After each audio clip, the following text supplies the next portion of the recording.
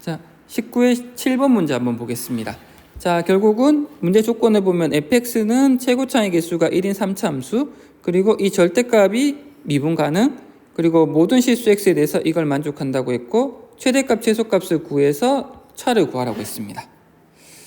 자, 그럼 우리가 먼저 이 fx x 플러스 1이라는 이 그래프를 먼저 생각해 볼 필요가 있겠죠. 자, 이 그래프를 생각을 해보면은 어차피 3차 함수가 될 거기 때문에 크게 그래프는 x축과의 결국 우리가 절대값의 그래프를 그리기 위해서는 x축 아랫부분을 위쪽으로 올려줘야 됩니다. 그럼 결국 중요한 사실은 x축과의 교점의 개수가 중요한 거겠죠. 그럼 예를 들어 x축과의 교점의 개수가 이렇게 한 개일 수도 있고, 이렇게 두 개가 될 수도 있고, 이렇게 세 개가 될 수도 있습니다. 자, 근데 우리가 교점의 개수가 2개 또는 3개가 되는 게 이게 결과적으로 실수 전체 집합에서 미분 가능이 안 되죠.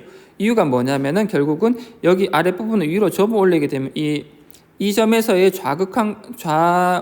왼쪽에서의 미분 개수와 오른쪽에서의 미분 개수가 서로 다르게 나옵니다. 마찬가지 여기서도 그런 점은 더 많이 존재하게 되겠죠. 자, 그렇게 되기 때문에 이 두 가지 상황은 될 수가 없습니다. 자, 결국은 우리가 x축과의 교점이 한 개여야 되고, 더군다나 이 한 개였을 때 한 개라고 다 되는 것, 모든 실수 전체에서 미분 가능이 되는 건 아니고, 여기 있는 이 만나는 이 점에서의 결과적으로 이 점에서의 원래의 미분 개수가 0이 되어줘야지 이게 접어 올라가더라도 똑같이 미분이 가능하게 되는 거죠. 즉, 우리가 알 수 있는 사실은 결국은 이 점을 알파라고 뒀다면은 이 함수식은 x-알파의 세제곱으로 표현이 가능해야 되는 거죠. 이렇게 되어야지만 요 점에서의 왼쪽 미분 개수가 0이 됨을 알 수가 있죠. 자, 요 사실이 가장 중요합니다. 자, 그리고 그렇다면 fx는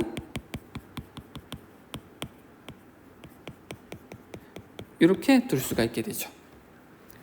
자, 그리고 모든 실수에 대해서 xfx가 0보다 크거나 같다라고 했는데, 일단은 우리가 0보다 클 때, x가 0보다 클 때를 한번 생각해 보면은 결국 fx의 값은 0보다 크거나 같은 값을 가져야 되고, 0보다 작을 때 fx의 값은 0보다 작거나 같은 값을 가져야 됩니다. 근데 우리가 fx는 연속 함수가 되기 때문에 결국은 이게 연속 함수가 되기 위해서 우리가 알 수 있는 사실은 x가 0일 때 결국 fx의 값은 0이 돼야 됨을 알 수가 있죠. 그래야지 연속이 되겠죠. 왜냐면 이게 오른쪽 우극한을 0일 때 우극한을 구해보면 0보다 크거나 같은 값, 0에서의 자극한의 값을 구해보면 0보다 작거나 같은 값이 나오게 됩니다. 그래서 이 두 개를 가지고 연속인 걸 활용해보면 결국은 즉 f0이 0이라는 게 결론적으로 우리가 얻게 되는 정보인 거죠.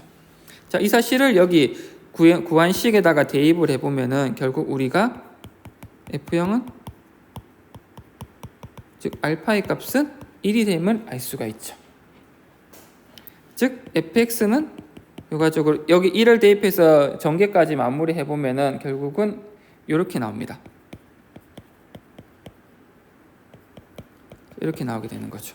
자, 그럼 결과적으로 우리가 이 구간에서의 최대 최소값을 구하기 위해서는 결국은 미분을 한번 해볼 필요가 있죠. 자, 이제 그 값을 구해보려고 하면은 얘가 인수분해가 안 됩니다. 그럼 인수분해가 안 되면 우리가 다음에 생각해 봐야 될 거는 결국은 그 값이 존재하는지를 파악을 해야 되기 때문에 판별식을 쓰는 게 맞겠죠. 자, 판별식을 한번 써보면 마이너스 AC, 즉 마이너스 3, 0보다 작은 값이 나오게 되는 거죠. 즉 우리가 알 수 있는 사실은 이 함수는 증가함수라는 걸 알 수가 있습니다. 자, 증가함수가 됐고 결과적으로 이 닫힌 구간에서의 최대값과 최소값은 결국은 최대값은 증가함수이기 때문에 f2가 될 거고 최소값은 f-3이 되겠죠. 자, 얘를 각각 계산을 해주면 되겠죠. 자, 여기다가 2를 대입해 보면 최대값은 4가 나오게 됩니다. 최소값은 대입해 보면은 마이너스 66이 나오게 되죠. 즉 두 개를 빼라고 했으니까 4에서 마이너스 66을 뺀 70이 우리가 찾는 정답이 되는 겁니다.